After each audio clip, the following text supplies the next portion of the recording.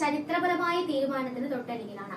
കഴിഞ്ഞ 10 വർഷം നമ്മെ ഭരിച്ചവർ വികസനത്തിന്റെ വലിയ ചിത്രങ്ങൾ വരച്ചു കാണിക്കുമ്പോൾ അതിന്റെ പിന്നാമ്പുറങ്ങളിൽ ഒളിച്ചു വെച്ചിരിക്കുന്നത് അഴിമതിയുടെയും ചോരയുടെയും പാവപ്പെട്ടവന്റെ കണ്ണുനീരിന്റെയും കഥകളാണ്.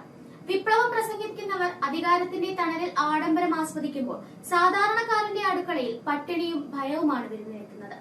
സെക്രട്ടേറിയറ്റിലെ സ്വർണ്ണക്കടത്ത് മുതൽ മുഖ്യമന്ത്രിയുടെ മകളുടെ മാസപ്പടി വിവാദം വരെ, വിശപ്പിന്റെ പേരിൽ കൊല്ലപ്പെട്ട മധു മുതൽ 51 വെട്ടേറ്റ് മരിച്ച ടിപിയുടെ ഓർമ്മകൾ വരെ, വാളയാറിലെ പിഞ്ചു കുഞ്ഞുങ്ങളുടെ കണ്ണുനീർ മുതൽ ഡോക്ടർ വന്ദനാദാസിന്റെ ചോര വീണ ആശുപത്രി വരാന്തകൾ വരെ, 5 തവണ വർദ്ധിപ്പിച്ച കരണ്ട് ബില്ല്, കുത്തനെ കൂട്ടിയ വെള്ളക്കര, ഇന്ധന സെസ്, ഇതെല്ലാം കണ്ട് കേരളം ചോദിക്കുന്നു, നമ്മെ ഭരിച്ചവർ നമുക്ക് നൽകിയത് വികസനമോ അതോ വിനാശമോ?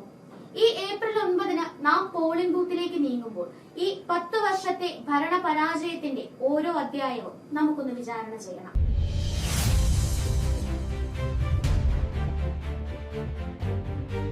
മദ്യമുക്ത കേരളം എന്ന വാഗ്ദാനവുമായി വന്നവർ ഇന്ന് കേരളത്തിലെ ലഹരിയുടെ തലസ്ഥാനമാക്കി മാറ്റിയിരിക്കുകയാണ്. മദ്യവില വർദ്ധിപ്പിച്ചും ബാറുകളുടെ എണ്ണം 884 ഉയർത്തിയും സർക്കാർ ഖജനാവ് നിറയ്ക്കുമ്പോൾ തകരുന്നത് നമ്മുടെ കുടുംബങ്ങളാണ്. മദ്യത്തേക്കാൾ ഭീകരമായ സിന്തറ്റിക് ലഹരി മരുന്നുകൾ ഇന്ന് നമ്മുടെ ഗ്രാമങ്ങളിൽ പോലും സുലഭമാണ്. കഴിഞ്ഞ 10 വർഷത്തിനിടെ ലഹരി മരുന്ന് കേസുകളിൽ 500% വർധനവുണ്ടായത്. 2016 5924 കേസുകൾ ഉണ്ടായിരുന്നിടത്ത് ഇന്ന് പ്രതിവർഷം 30,000-ഓളം കേസുകൾ റിപ്പോർട്ട് ചെയ്യപ്പെടുന്നു. നമ്മുടെ സ്കൂൾ കോളേജ് വിദ്യാർത്ഥികളാണ് ഇതിന്റെ പ്രധാന ഇരകൾ. 2016 മുതൽ 26 വരെ യുവാക്കളും കുട്ടികളും ഉൾപ്പെട്ട 48,371 കേസുകൾ എക്സൈസ് രജിസ്റ്റർ ചെയ്തിട്ടുണ്ട്. MDMA, LSD തുടങ്ങിയ മാരക ലഹരികൾ ഇന്ന് വളരെ സുലഭമായി ലഭിക്കുന്നു.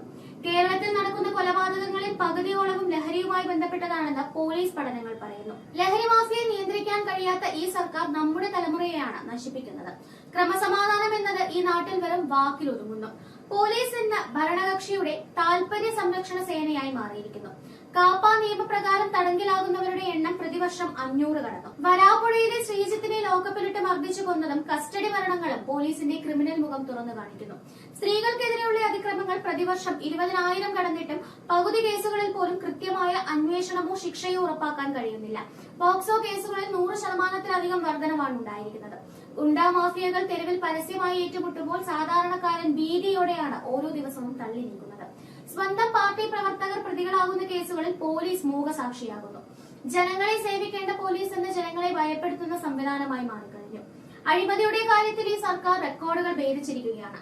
സെക്രട്ടേറിയറ്റിലെ മുഖ്യമന്ത്രിയുടെ ഓഫീസിനെ നിഴലിലാക്കിയുള്ള സ്വർണ്ണക്കടത്ത് കേസ് കേരളത്തെ ലോകത്തിന് മുന്നിൽ നാണം കെടുത്തി. സ്വപ്ന സുരേഷും ശിവശങ്കറും അടങ്ങുന്ന സംഘം മുഖ്യമന്ത്രിയുടെ മൂക്കിന് താഴെ കള്ളക്കടത്ത് നടത്തുമ്പോൾ ഭരണകൂടം കൂട്ടുനിൽക്കുകയായിരുന്നു. ഇതിനെല്ലാം മകുടം ചൂടിക്കൊണ്ട് മുഖ്യമന്ത്രിയുടെ മകൾ വീണ വിജയന്റെ മാസപ്പടി വിവാദം പുറത്തുവന്നു. ഒരു സേവനവും നൽകാതെ CMRL എന്ന സ്വകാര്യ കമ്പനിയിൽ നിന്ന് 1.72 കോടി രൂപ വീണ വിജയന്റെ എക്സലോജിക് കമ്പനി കൈപ്പറ്റിയെന്ന് ആദായ നികുതി വകുപ്പ് കണ്ടെത്തി. ഒരു വ്യക്തിയുടെ കുടുംബത്തിന് വേണ്ടി സർക്കാർ സംവിധാനങ്ങൾ എങ്ങനെ ദുരുപയോഗം ചെയ്യപ്പെടുന്നു എന്നതിന്റെ ഞെട്ടിക്കുന്ന ഉദാഹരണമാണിത്. പാവപ്പെട്ടവരുടെ വീടെന്ന സ്വപ്നമായ ലൈഫ് മിഷനിൽ പോലും കോടികളുടെ കമ്മീഷൻ വാങ്ങിയതും United Arab Emirates Red Crescent നൽകിയ സഹായത്തിൽ നിന്ന് 4.48 കോടി രൂപ തട്ടിയെടുത്തതും ഈ സർക്കാരിന്റെ കൊള്ളയുടെ തെളിവാണ്. റോഡ് സുരക്ഷയുടെ പേരിൽ 232 കോടിയുടെ AI ക്യാമറ പദ്ധതി 732 കോടിക്ക് നടപ്പിലാക്കി 500 കോടിയുടെ അഴിമതി നടത്തിയപ്പോൾ സാധാരണക്കാരനെ പിഴിയാൻ പുതിയ സാങ്കേതിക വിദ്യ ഇവർ കൂട്ടുപിടിച്ചു. വെറും 232 കോടി രൂപ മാത്രം ചെലവ് വരുന്ന ഒരു പദ്ധതിയാണെന്ന് കെൽട്രോൺ വഴി 732 കോടി രൂപയ്ക്ക് സർക്കാർ നടപ്പിലാക്കിയത്. ബാക്കി തുക ആരുടെ പോക്കറ്റിലേക്കാണ് പോയത്?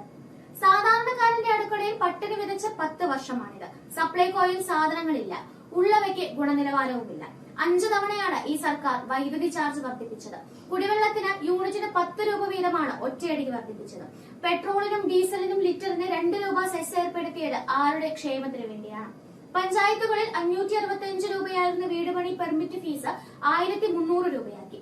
കെട്ടിട നികുതിയിലും ന്യായവിലയിലും അനിയന്ത്രിതമായ വർധനവ് വരുത്തി സാധാരണക്കാരന്റെ വീടെന്ന സ്വപ്നം തകർത്തു. കർഷകർ നെല്ലണന്ന മാസങ്ങൾ കഴിഞ്ഞിട്ടും പണം നൽകാതെ അവരെ ആത്മഹത്യയിലേക്ക് തള്ളിവിടുകയാണ് ഈ ഭരണകൂടം. രാഷ്ട്രീയ എതിരാളികളെ ഉന്മൂലനം ചെയ്യുന്ന ശൈലിയാണ് ഈ സർക്കാർ തുടരുന്നത്. 51 വെട്ടേറ്റ TP ചന്ദ്രശേഖരന്റെ ഓർമ്മകൾ ഇന്നും നമ്മുടെ നെഞ്ചിലുണ്ട്. പ്രതികൾക്ക് ജയിലിൽ ലഭിക്കുന്ന രാജകീയ സൗകര്യങ്ങൾ സർക്കാരിന്റെ കൊലയാളി പ്രീണനത്തിന്റെ തെളിവാണ്. പൂക്കോട് വെറ്റിനറി കോളേജിലെ സിദ്ധാർത്ഥനെ ദിവസങ്ങളോളം ഇടിമുറിയിൽ വിചാരണ ചെയ്തു കൊന്നത് കേരളം കണ്ട ഏറ്റവും ക്രൂരമായ റാഗിംഗ് ആണ്. എറണാകുളം മഹാരാജാസ് കോളേജിലെ അഭിമന്യുവിനെ കൊലപ്പെടുത്തിയവർക്ക് വഴിവിട്ട സഹായം നൽകിയതും ഈ ഭരണകൂടം തന്നെയാണ്.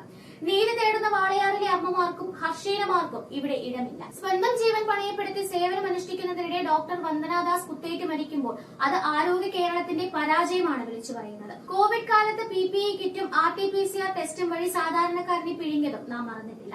ഖജനാവ് ശൂന്യമാണെന്ന് പറയുമ്പോഴും മുഖ്യമന്ത്രിയുടെ പ്രതിച്ഛായ വർദ്ധിപ്പിക്കാൻ കോടികളാണ് പൊടിക്കുന്നത്. KSRTC ജീവനക്കാർക്ക് ശമ്പളമില്ലാത്തപ്പോൾ മോഹൻലാലിനെ വെച്ച് കോടികളുടെ PR വർക്ക് നടത്തുന്നു. വഴിയോരങ്ങളിൽ സ്ഥാപിച്ചിരിക്കുന്ന 6000 ഫ്ലെക്സ് ബോർഡുകൾ നമ്മളോട് പറയുന്നത് വികസനത്തിന്റെ കഥയല്ല, മറിച്ച് നമ്മുടെ നികുതി പണം എങ്ങനെ ദൂർത്തടിക്കുന്നു എന്നതിന്റെ നേർചിത്രമാണ്. 4 ലക്ഷം കോടി കടബാധ്യതയുള്ള ഒരു സംസ്ഥാനത്ത് ഹെലികോപ്റ്റർ യാത്രകൾക്കും ആഡംബര വാഹനങ്ങൾക്കുമായി കോടികൾ ചിലവാക്കുന്നുണ്ട്. ജനങ്ങൾ ദാരിദ്ര്യത്തിൽ കഴിയുമ്പോൾ TV സ്ക്രീനുകളിൽ സൂപ്പർ താരങ്ങൾക്കൊപ്പം ചിരിച്ചു നിൽക്കുന്ന മുഖ്യമന്ത്രിയെ കാണിക്കുന്നത് ജനങ്ങളുടെ പരിഹാസമാണ്. കേരയിൽ എന്ന പേരിൽ മഞ്ഞക്കുറ്റികൾ സ്ഥാപിച്ച സ്ത്രീകളെയും വയോധികരെയും പോലീസ് ക്രൂരമായി മർദ്ദിച്ചിരുന്നു. ഒടുവിൽ പദ്ധതി മരവിച്ചപ്പോൾ ലക്ഷക്കണക്കിന് രൂപയുടെ നികുതി പണം പാഴായി. ഇത് വെറും ഭരണമല്ല, ധൂർത്തിന്റെ ഉത്സവമാണ്. നമ്മുടെ മറവി അഴിമതിക്കാർക്കും കൊലയാളികൾക്കും നൽകുന്ന വലിയൊരു ആയുധമാണ്. കഴിഞ്ഞ 10 വർഷത്തെ ഈ ദുർഭരണം കേരളത്തെ തകർത്തു കളഞ്ഞു. അഴിമതിയും ലഹരിയും നികുതി കൊള്ളയും കൊണ്ട് സാധാരണക്കാരുടെ നടുവൊടിച്ച ഈ 10 വർഷങ്ങൾ ഇനി ഒരിക്കലും ആവർത്തിക്കരുത്. നമുക്ക് വേണ്ടത് വികസനമാണ്, അഴിമതിയല്ല. നമുക്ക് വേണ്ടത് സമാധാനമാണ്, കൊലപാതക രാഷ്ട്രീയമല്ല. അഴിമതി മുക്തവും സുരക്ഷിതവുമായ ഒരു പുതിയ കേരളം പടുത്തുയർത്താൻ ഈ ഏപ്രിൽ 9 നമ്മൾ ഒന്നിക്കണം.